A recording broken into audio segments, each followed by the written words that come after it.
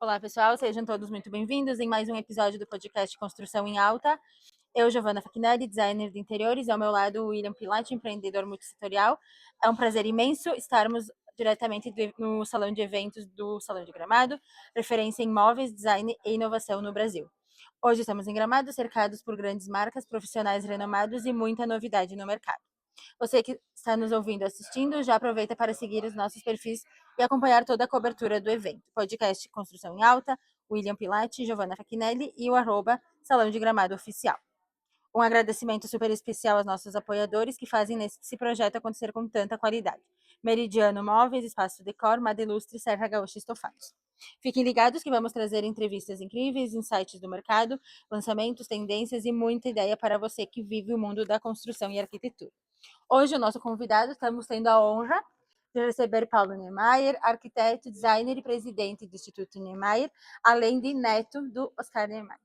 Antes da gente começar, né, Paulo, é uma emoção a gente estar aqui Obrigado. conversando, porque o nosso programa ele é focado em arquitetura, design e construção, então estar falando com o neto do Oscar Niemeyer, né, a gente sempre comentou muito sobre ele.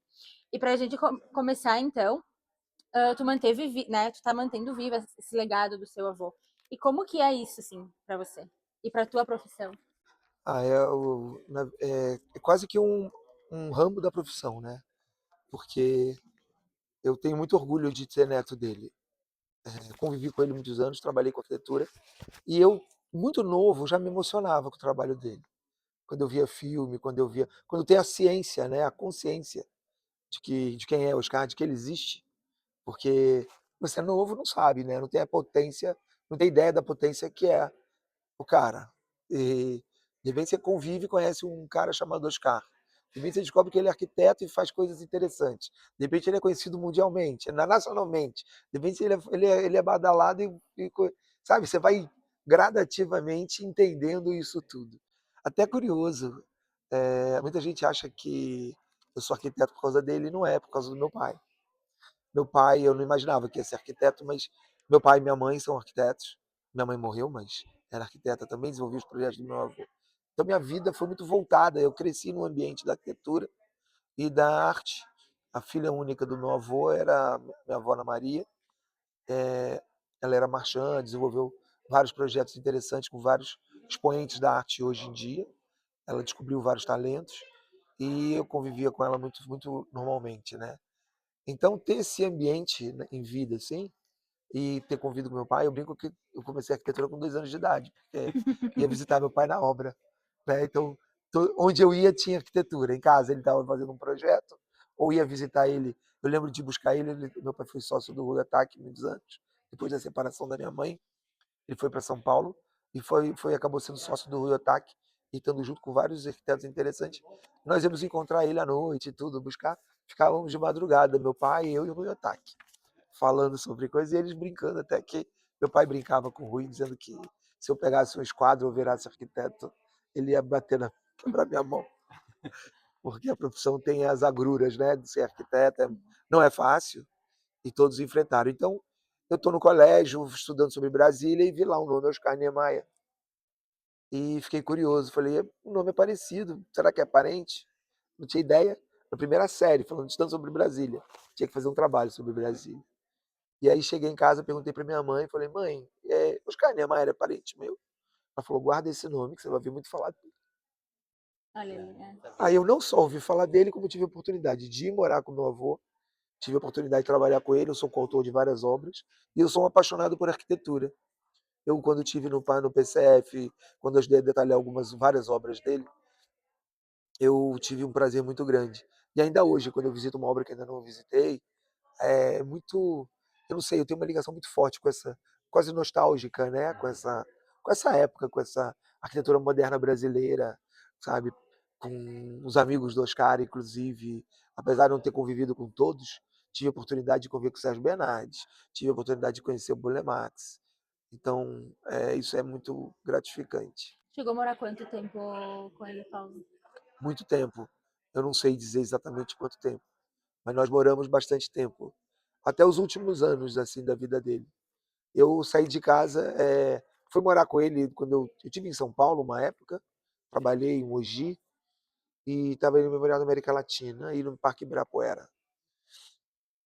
Fizemos um plano diretor para o Parque Ibirapuera e fiquei um tempo em São Paulo com meu pai. Voltei para o Rio e fui morar com ele. E depois saí para casar. Eu brinco que eu saí para casar. E casei, tudo. Aí, 2010, assim. Eu vou morrer em 2012. Como é que é hoje o seu dia a dia para manter esse legado vivo, né?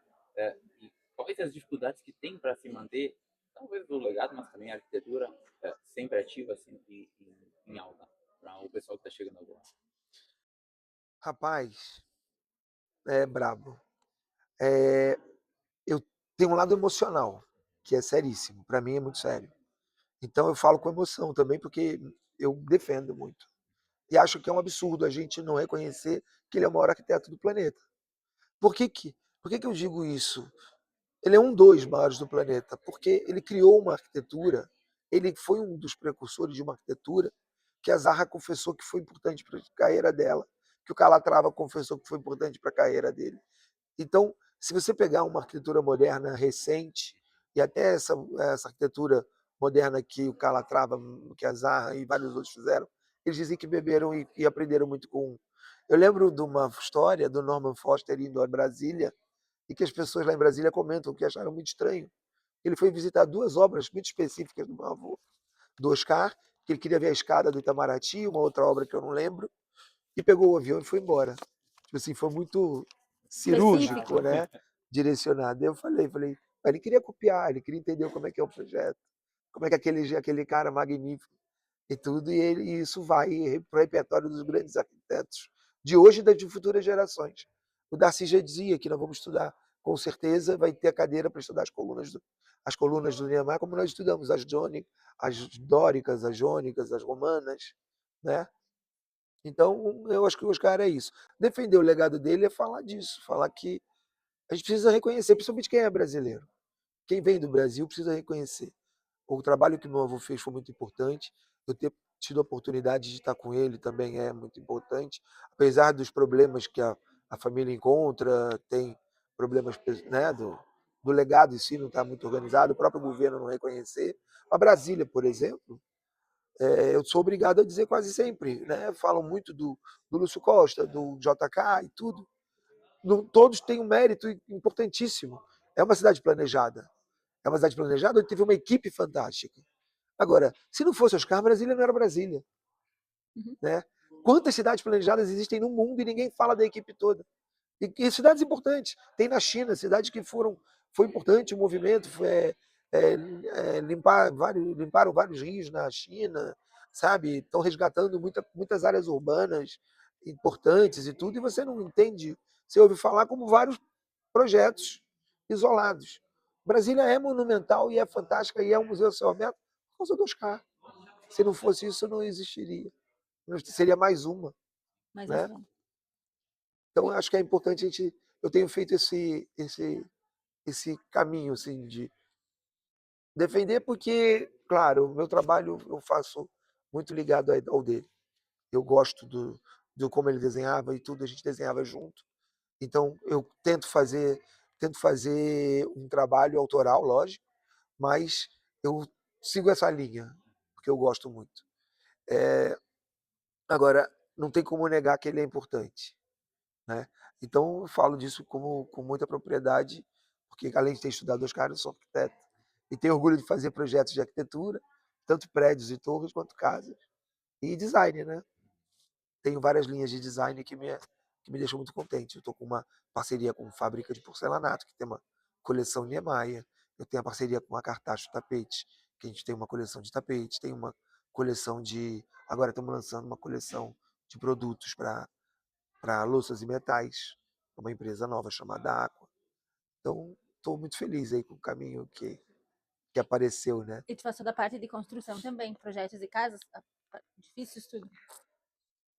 Inclusive, brigo muito para acompanhar a obra, porque senão é lá que tudo acontece. Aham. E a diferença entre uma obra é muito frustrante. Nós como arquitetos, não ser tão respeitados em toda a parte da obra e toda a parte da concepção. Na hora que a gente cria um projeto, já devia estar automaticamente implícito que nada podia sair dali. sabe? Que a obra tem que ser acompanhada, que o arquiteto tem que estar sendo respeitado, porque A ideia, né? o cliente ele muda tudo. Ah, às vezes uma coisa que você pensou que o revestimento faz diferença.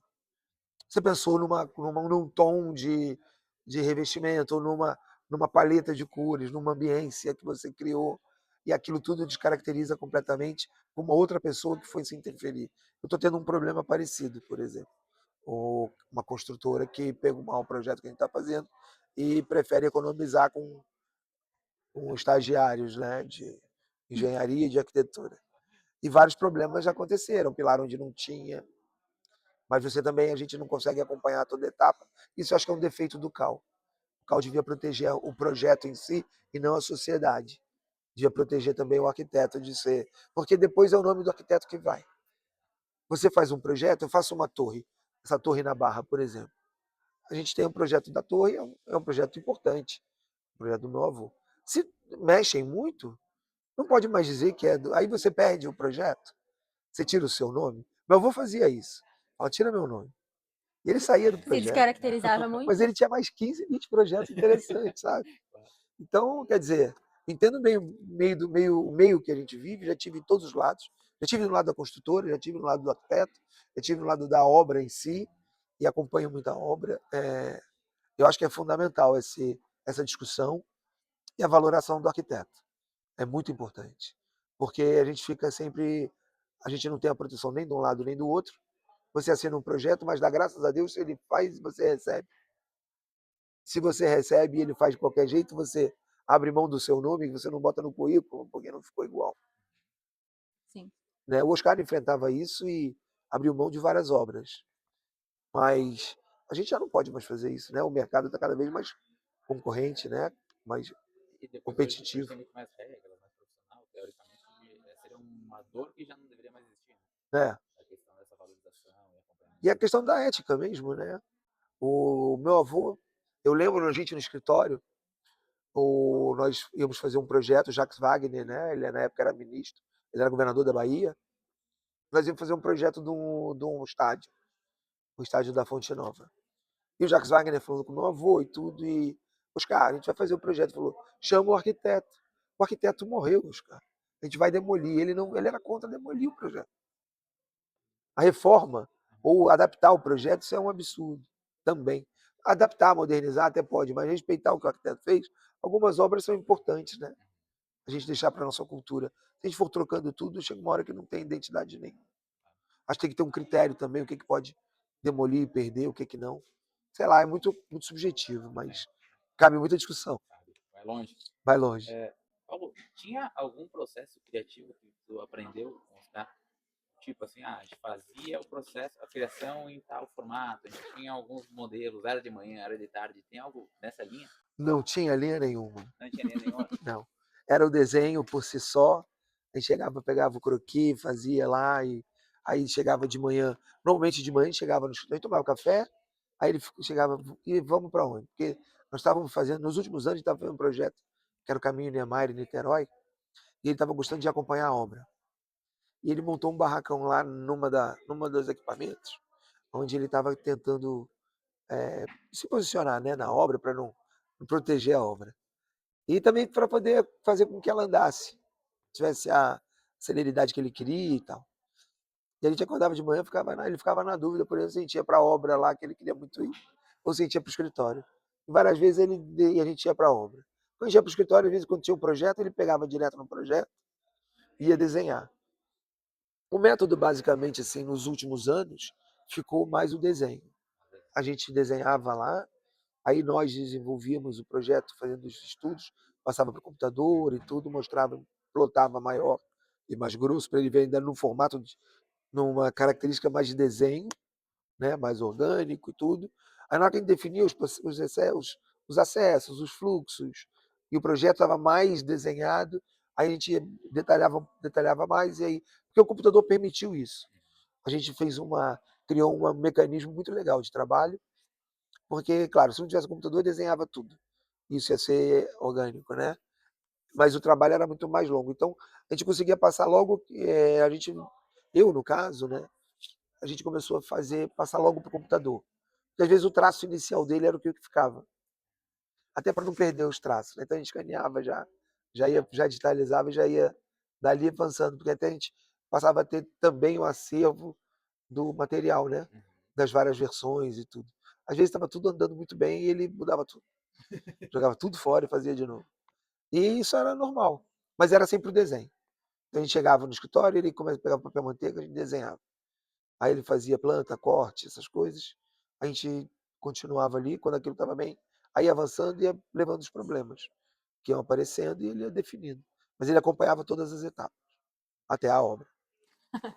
Hoje, Paulo, o Paulo, ele está atuando em prédios, atua em produto. Quais as linhas que tu entrega hoje pro mercado? Rapaz, eu brinco que até casinha de cachorro. Eu tenho uma. Porque se você parar para pensar, eu estou voltando muito para o design, uma coisa que tem me agradado muito. Estou com uma linha de móveis e tenho vários móveis na cabeça. A dificuldade é a fábrica. Uma boa fábrica, Uhum. é uma fábrica que dê. A gente trabalha com uma fábrica que não faz o trabalho que tem que fazer, porque muitas vezes depende da fábrica a venda do produto, o posicionamento do produto, o marketing do produto. Às vezes a gente faz uma parceria com a fábrica, o produto fica lindo e ele morre. Ele não vai, não vende. Nunca não é culpa do design. O design é muito injustiçado também, né? Então me agrada. Se você imaginar que a gente pode fazer uma casinha de cachorro que não deixa de ser uma obrinha, é uma casinha em escala pequena, ela tem design. Não precisa ser desnecessário, né? Aí eu brinco com isso, acho que é legal, porque eu vejo, de repente, a escala do design de um produto pequeno, que pode ser uma casinha de cachorro, e fazer prédio, que eu faço bairro, plano diretor, projeto público, trabalho com prefeituras. Então, a gente vai do 0 a 100, né? O teu maior volume ainda é em obras do que em design, em Eu tenho produtos. de tudo. A gente tem feito obra pública, eu tenho feito até calçamento, design para obra pública. Calçada, a gente está com um projeto, por exemplo, que a gente está na prancheta de fazer calçada para um grupo de lojas lá em Brasília, uma possibilidade de fazer um design para fazer a adaptação de planejamento urbano, mobiliário urbano e uma requalificação do espaço. Estou com o projeto da torre, estou com o projeto de interiores, estamos com o projeto da Aqua, né, que é dos metais, estou com esse da Vila Grace, que é uma. Pode citar os nomes das empresas. A Vila Grace é uma empresa, uma fábrica fantástica em São Paulo, de porcelanato, que quis trabalhar com a gente, fazer um trabalho autoral, criamos uma coleção incrível, né? Também resgatando essa ideia do meu avô, falando, homenageando, né, o Oscar. Eu sempre homenageei meu avô, porque eu brinquei, eu tinha uma frustração, vocês falaram do legado, eu tinha uma frustração muito grande de, eu não posso seguir o meu avô, não posso fazer homenagem a ele, eu não posso dizer que eu me baseio no trabalho dele, e não é que eu me baseio, eu aprendi a A gente trabalhar estudou, com ele, né? estudei muita coisa. E muitos anos atrás, participando de eventos, até em feiras, as pessoas me mostraram, olha o que eu me inspirei no seu avô, olha o que eu me inspirei no seu avô.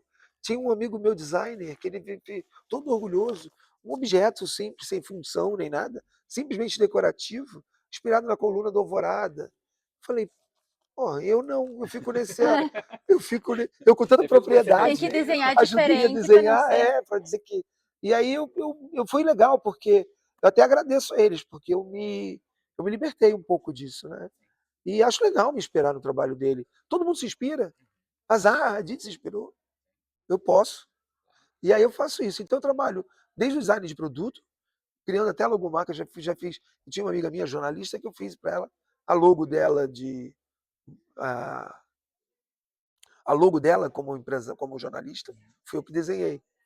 Já fiz então logo, já fiz prêmio, a gente está fazendo um desenho de um prêmio para um grupo para um clube de arquitetura, né? Uhum. Estou com um projeto de estádio, estou com um projeto de clube e tem todas as escalas. Acho E, legal a gente não estar fechado num nicho, né? Eu não tenho um nicho. Eu gosto do desafio. Então, agora, essa coisa do prédio e do comercial até é um desafio, porque a minha expertise maior é mais obra pública, né? Pensar a cidade, o bairro, o plano diretor, mobilidade urbana. Eu gosto muito de mobilidade urbana, pensar o fluxo das pessoas. E a gente tem um projeto, inclusive, sobre isso, que é o Fórum Mundial Niemeyer. Vai acontecer agora em agosto, em Brasília, de 11 a 15 de agosto. É e, um fórum onde eu levo vários profissionais, tanto da arquitetura quanto da arte, do design, Agora vai ter um foco voltado para a medicina também. Estamos levando médicos importantes, porque tudo tem a ver com o ser humano. E conta um pouquinho pra gente sobre o Instituto Niemeyer, Nossa, isso é uma aventura, né? Eu nunca imaginei que ele fosse ficar tão grande. que agora tu é como presidente, né? É, eu criei ele em 2010, né? Eu sentia, como eu gosto muito de mobilidade e tudo, tinha muita obra pública que eu gostaria de fazer, pensar a cidade. Eu brincava com meu avô que eu queria fazer a minha Brasília. E, então, política pública é uma coisa que me agrada muito. Então, esse planejamento envolve vários saberes. Aí eu pensei em criar uma vez, em criar o Instituto Niemeyer de Políticas Urbanas, Científicas e Culturais. Para projetos culturais, ele funcionar como uma entidade que me ajudasse a fazer várias outras coisas que eu gosto de fazer e não posso. Eu gosto da ideia de fomentar o livro, fomentar feiras, fazer projetos nessa área com a marca Niemeyer. Aí criei o Instituto. Em 2010, meu avô apoiou o Oscar. Ele é presidente de honra, né? E agora tive a felicidade do Gilmar Mendes ser parceiro do fórum também, do Instituto. Ele aceitou ser vice-presidente de honra, apesar da controvérsia, como todo mundo, meu avô também, um monte de gente é contra e tudo, mas ele é um grande legalista, é um representante da instância máxima do jurídico e tudo, e só tem a agregar, né? São pessoas de ponta que agregam muito valor. Então, a gente fica feliz com isso, né? De poder agregar várias áreas de vários lugares e poder estar fomentando e colaborando com a cidade, com a sociedade. Se fosse destacar um ou dois dos maiores ensinamentos que tu teve do Oscar no teu dia a dia, tem algum que diz assim, pá, isso foi algo que faz muito sentido ou que foi muito legal? Nossa, um ou dois. Pode ser um, pode ser dois. Tenta, Tem tenta, um, tenta destacar um aí pra gente. tem um que eu acho muito legal, que cada vez eu tô ficando muito velho já. Tô com 55, né? E o meu avô dizia muito, eu achava até uma brincadeira dele, muito, muito assim, ele quer aparecer, eu achava que não era assim. Ele falava aquela frase dele, o importante é os amigos. Como é que é? O importante é os amigos, a família e esse mundo injusto que a gente deve modificar. Se reparar, nós falamos de tudo isso, né? Como eu ia lá no Rio Ataque com meu pai, aí a amizade de conversar. Como a gente fala do problema do arquiteto, que é a sociedade injusta. Se reparar como a nossa vida tem a ver com essa frase, ele sintetizou numa frase um ensinamento muito sério. A gente fica muito focado em ganhar dinheiro, muito focado em trabalhar, às vezes a gente esquece de estar com um amigo, com a família, às vezes a gente esquece de fazer algumas coisas, claro. E o trabalho pode ser, de repente, com amigos. De repente ser útil ou agradável, né? Então, eu acho que esse é um dos ensinamentos maiores. Outro que eu gosto muito é ele falar que a arquitetura não é tudo, né? Isso me soltou um pouco para pensar em outras coisas, né? Eu também gosto dessa coisa de poder estar atuando em várias áreas diferentes. Apesar do mundo moderno assim ser difícil, né? Quando você não é especialista, você às vezes deixa de se aprofundar, faz muita coisa, e o mercado hoje exige que você seja bom naquilo que você faz, né? Os caras eram muito bom na arquitetura. Mas isso ele era um gênio, ele nasceu projetando no berço. Paulo, pra gente encerrar, se a gente olhar daqui 100 anos, né? Que legado tu quer ver aí, ainda com o nome do Niemeyer na nossa arquitetura? Ah, olha, eu acho que é esse das colunas, da estética, como ele foi importante, como meu avô foi importante de repente, você entender que a arquitetura moderna, tudo que era feito até ele, muda radicalmente depois dele. E ele é reconhecido internacionalmente. Então, eu acho que ele contribuiu muito para uma arquitetura contemporânea, uma arquitetura moderna nova, né? O que o Darcy chamava de arquitetura oscárica. Ele estava falando das colunas, que o Darcy dizia que daqui a 3.000 anos vão estudar as colunas do Niemeyer, a arquitetura do Niemeyer. Eu acho que vai. A gente estuda hoje Brunelleschi, né? Brunelleschi não tem tanto trabalho assim como o Oscar. Paulo, muito obrigada por aceitar compartilhar um pouquinho da tua história, experiência, né, e visão desse mercado. E quem quiser, enfim, te contratar como arquiteto, tu tem algum contato, Insta, que tu possa O Insta é deixar? Paulo Niemeyer oficial, ponto oficial, Paulo Niemeyer, Acho ponto que tudo é oficial. ponto oficial. Isso. Bem, E eu ia pedir para seguir o Fórum Mundial Niemeyer também, estamos no Instagram. para compartilharem, para comparecerem ao fórum, que vai ser um divisor de águas, vai ser em Brasília, e espero que todos gostem desses projetos aí. E tem a União Arquitetura também.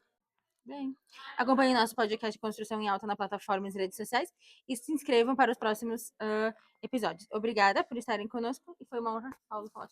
A honra foi minha. Parabéns.